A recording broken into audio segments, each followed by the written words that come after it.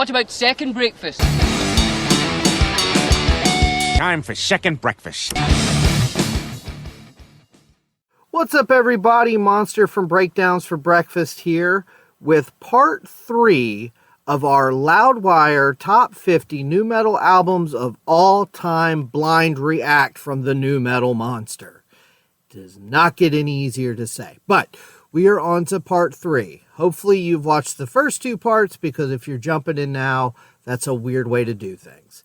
Now, before each episode, I have reminded our listeners of what I think the top 5 are going to be. Or at the very least, these 5 will be in the top 10. So, my top 5 are Korn, Follow the Leader, Limp Bizkit, Significant Other, System of a Down, Toxicity, Deftones, White Pony, and Linkin Park, Hybrid Theory. That's not my top 5 necessarily, but it is what I think will be in the top 5, or at the very least, the top 10. So, we last left off at number 31, which was Sevendust's self-titled album. So now here we go into the top 30. Number 30, Disturbed's 10,000 Fists.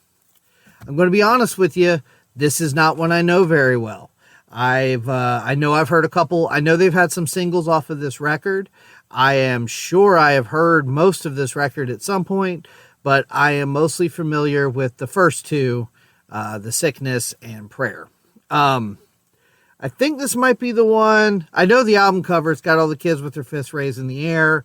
I'm sure it's got a couple of songs that I've heard of off of it. I doubt this will be the last time we see Disturbed. What's interesting about this one is I think most people, I don't want to say most people, but I think a lot of NuMetal purists would sort of be like, yeah, Disturbed's first album, maybe their second album, are NuMetal. And then after that, it gets into more of that modern rock, butt rock kind of stuff. So the fact that 10,000 Fists is here leads me to believe that, probably not Prayer, but I would imagine, or Believer, I think is the name of the second album. I would imagine that we will see The Sickness. Probably, maybe even in the top 10. I don't know if it'd be that high, but if we're putting 10,000 Fists in here, this will not be the first time we see Disturbed. Maybe I need to go back and listen to this one. Maybe this one is more NuMetal than I thought it was. I don't know. All right, number 29, we've got Sevendust, Animosity. Now, if you listened to last week's episode, which I pray that you did, I mentioned Sevendust's self-titled album was number 31. And I said, that's a good album. I see why Sevendust is here. I really hope they show up some more. Animosity is a great album. Specifically, the guitar tone. There's a lot of good songs on that album. I believe Angel Sun is on that album. I think Enemy is on that album. Enemy is probably my favorite Sevendust song. I believe it is on Animosity, but it might be on Season. So if I got that wrong, I'm sorry. I'm doing this all off the top of my head. I don't have any of these track lists pulled up, so I'm really giving you the best I can do without cheating on this thing. So, but this is a great album. I've gone back and forth between those 3, Home, Animosity, and Seasons, as my 3 favorite Sevendust records. At any given point, I'll tell you one of those is my favorite. So sometimes I get the songs mixed up a little bit on those. But there's a song called Separate that I'm pretty sure is Animosity. Maybe it's Seasons. But that's another one of my favorite Sevendust songs. So yes, very glad to see more Sevendust on this list. I wouldn't have been mad if it was a little bit higher. But, there you go. Number 29, Animosity. I'm cool with that. All right, number 28, P.O.D. Satellite. Okay, now, this might be the most mainstream and commercially viable album on this list. I remember coming from sort of a Christian music background. My first couple bands were Christian bands. I knew P.O.D. very well. And I had fundamental elements of Southtown. I had heard Snuff the Punk, Brown, all that earlier stuff. And I liked a lot of it. I won't say that I was ever the hugest fan, but, Christian band, getting some mainstream success. I was always cool with that. I actually saw POD live in 99, the Kings of the Game tour with Head PE, Linkin Park Project 86. I've talked about that show 100 times. Met the guys, and they weren't super nice, but that's okay. But anyway, so when this album came out, I remember hearing the single for Alive and being like, these are the same dudes? Like, this is like big and well polished, and I was surprised.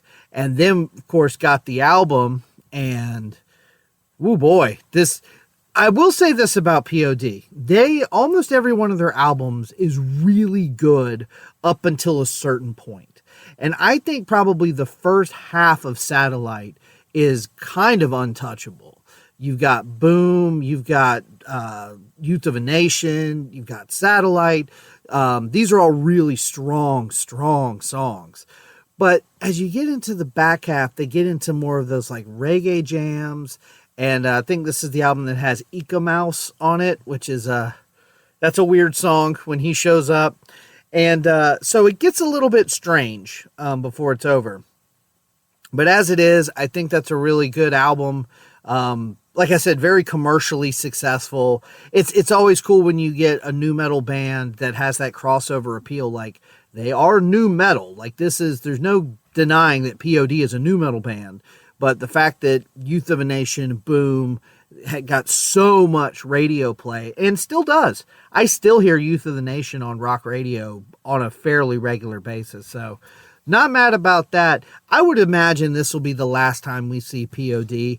I don't think, me personally, I like the Jason Truby era, that starts right after this with Payable on Death and Testify.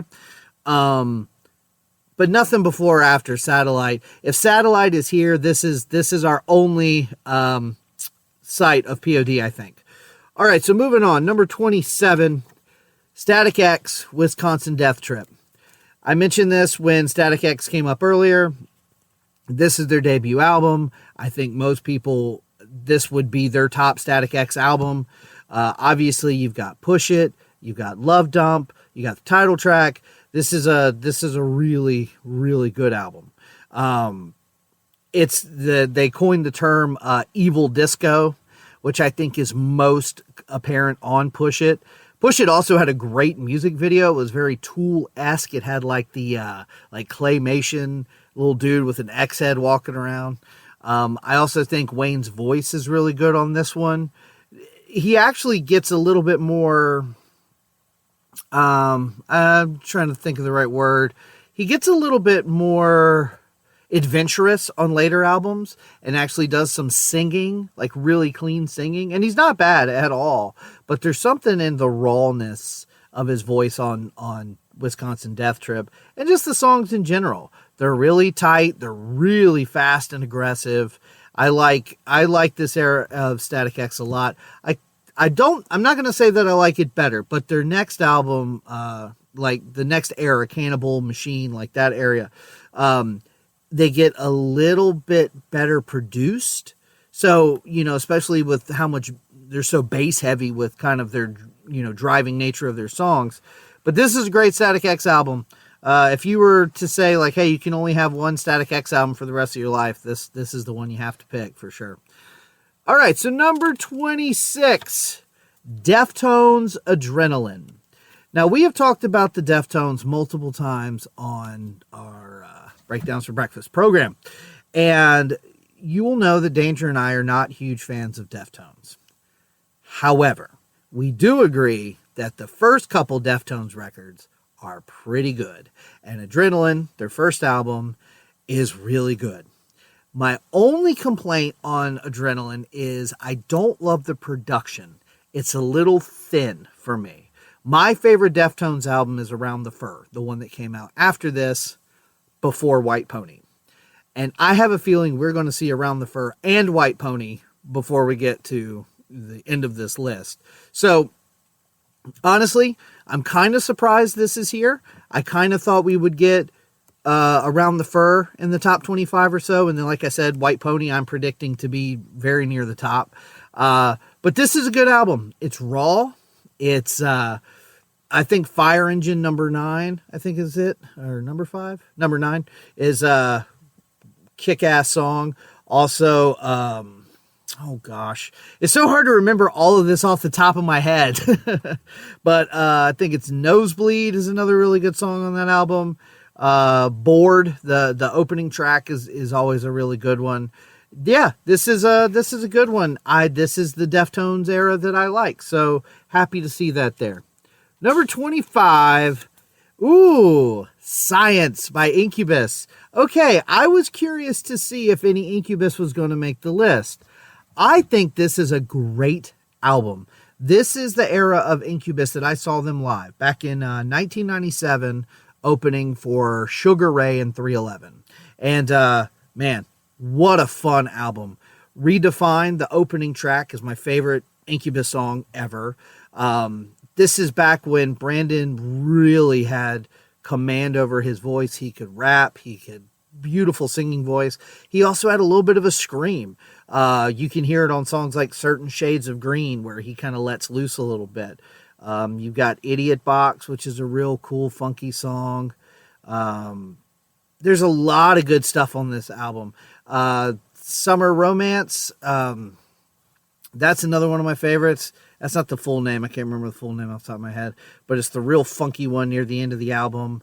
There's also Deep Inside is one of the coolest nu metal songs ever. It goes from super smooth, funky jazz to just these heavy, chuggy power chords.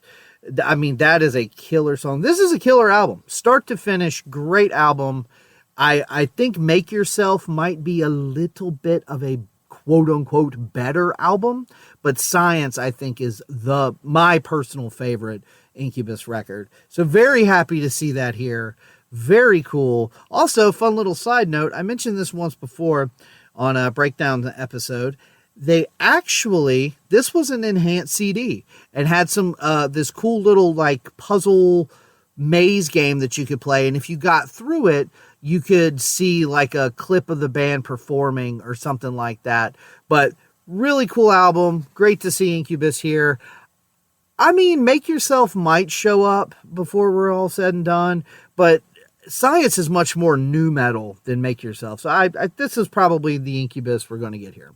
Number 24, Limp Bizkit, Chocolate Starfish, and the Hot Dog Flavored Water. This will be one of we will see 2 more Limp Bizkit albums before we get to the end. I predict. I mean, what is there to say? This album was kind of the peak of their popularity. Significant Other put them their cover of Faith from $3 Bill Y'all put them on the map. And then you had Significant Other with Break Stuff and Nookie and Rearranged, and they were huge. So they came out with this bad boy that took everything that made Significant Other good and just polished it up even more. You've got songs like Hot Dog. You've got songs like the Mission Impossible song, Take a Look Around. You've got, and obviously the 2 huge singles off of this, Rollin' and My Generation. So this is a huge album. It makes perfect sense that it would be on this list. I'm curious to see. I made the prediction that we'll see 2 more Limp Bizkit albums. Maybe we won't. I feel like $3 Bill Y'all is pretty monumental when it comes to nu metal albums, but maybe we just get this one in Significant Other. I don't know. I love this album. I think it's really good. If you're a Limp Bizkit fan, I'm sure you think this is a really good album. I feel like I've always been sort of like apologetic about my love for Limp Bizkit. I like the stuff that other people don't like by Limp Bizkit, but I think it's kind of safe to say that like the classic era of Limp Bizkit were those first 3 albums, $3 Bill Y'all, Significant Other, and Chocolate Starfish. So Chocolate Starfish and the Hot Dog Flavored Water, can't complain. That's a great, okay, even if you don't think the songs are all that good, if you think the lyrics are kind of silly, a lot of people don't love Fred Durst's vocals. The guitar tone on that album, the mix of the drums and the bass, Sam Rivers, John Otto, Wes Borland, even DJ Lethal, they all sound great on this album. This is a great sounding nu metal album. All right, number 23, Mudvayne LD50. What can you say? That's a brutal album. I think everybody probably heard Dig before they heard anything else. And I mean, it was pretty cool a couple years ago when it became a meme with that boom, boom, bring, boom, boom, bring. I remember that being like people making jokes about it. But no, that's a great album.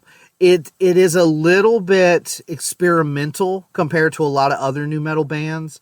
It never gets super proggy, but I mean, the musicianship in this band. Okay, so here's what I'll say about my feelings on Mudvayne. I think they have some of the most talented musicians in all of the nu metal genre, specifically on bass. And of course, his name is escaping me right now. But their bass player is one of the best bass players I've ever heard, period, much less specifically to nu metal. I think Chad's vocals are the part that can possibly be a little bit of a hurdle. I like his voice most of the time. There are times where I am very I enjoy what the music is doing so much, but sometimes Chad's screaming can be a little bit overbearing. I did just see them live a couple years ago with Rob Zombie. They played a lot of songs off of this album. They had the makeup from that era. It was great. It was a lot of fun. Eternal Primates Forever, -1. There's a lot of good songs on this album. This is the one that kind of put them on the map. I do remember the next album having one or two more songs that kind of got them pushed a little bit more into the mainstream. But I mean, kind of like that other list, Dig is one of the best nu metal songs ever. So you got to have the album it came off of here. So no problems there. 23, Mudvayne, LD50. So number 22, man, we got to it quick. Limp Bizkit's $3 bill, y'all. What can you say? If you only know Limp Bizkit from Rollin' and My Generation and then, Nookie, you might be surprised at what this album sounds like. It's nasty. It's Ross Robinson. It's got that, I don't want to say fuzzy production, but if you listen to those old Korn records and the first Slipknot record, there's this overwhelming sense of just chaos in there. So even though $3 bill, y'all, does have the bounce and the funkiness that, Sam Rivers and John Otto have always had, there's a lot of the weird kind of stuff that Wes Borland does. All of that's in there. But there is this extra layer of just yuck that's in there. Songs like Nobody Loves Me, where, Fred's screaming, I'll go eat worms. I think Pollution is one of their best songs. And of course, the way that song ends, if you don't know, you should go listen to it. I'm not going to spoil it for you. But that's the kind of unhinged nonsense that Limp Bizkit sort of gets away from as they become more mainstream. A lot of fun on this album. I remember getting it, again, this was Circus Magazine telling me, you need to check this band out. I got this album before I ever heard Faith, before I ever heard anything off of it, and was totally hooked just from the get-go. I think this is a great album. Funny little sidebar, if you go to YouTube, there's actually just recently, I think it's from the Pink Pop Festival from 1997, Limp Bizkit's performing at noon. They're the first band, and they're playing nothing but stuff off of this album. Even a song or two that they wrote for this album that didn't make it to the album, they perform. But you can see them in all their early semi-awkward phase there. But yeah, $3 bill, y'all. Great album. I still bet Significant Other's coming. It has to be. There's no way it's not going to be there. All right, so number 21, last one for today. Wow, P.O.D., The Fundamental Elements of Southtown. Okay, I am shocked that this is here. This is my first genuine whoa, because I honestly did not think anything other than Satellites would be on this. This album, Fundamental Elements, is probably the one that I listened to the most because it was the most mainstream POD album before Satellite. I liked it a lot. The thing that a lot of people forget, though, is you do have songs like Southtown. You do have songs like Rock the Party. You do have those like bouncy rap rock kind of songs. But there's also all of these like interstitial, like minute-long little things. Like there's Mic Check, which is just Sonny freestyling for like 45 seconds. There's a cover of a U2 song, Bullet the Blue Sky, that feels kind of out of place. Marco's guitar is right on point, but the song itself feels a little odd. I'm genuinely shocked that this is here, because as much as I do remember this album and I liked this album, I'm just surprised that they would put it in here. So cool. I'm not mad about that. I think honestly that Satellite is a better put together album, but I will say Satellite is a polished record. It is more mainstream. So maybe this is here because it is a little more nu metal. So either way, I like this album. Fundamental Elements of Southtown by POD. That's a cool one. And we're going to stop there for today. I hope you're having fun. This is a lot of fun for me. It's cool peeling these off and just seeing what's next. And sorry that I don't have like a wealth of knowledge on a few of these albums. Like I said, without knowing them in advance, I don't have the track listings and producer stuff in front of me. So I'm doing everything off the top of my head. And some bands I just know better than others. So anyway, I hope you're having as much fun as I am. Stay tuned. We got a couple more episodes left. And feel free to reach out. breakdownsbreakfast@gmail.com. Facebook, Instagram, Twitter, all the usual places. And hope you have a great day.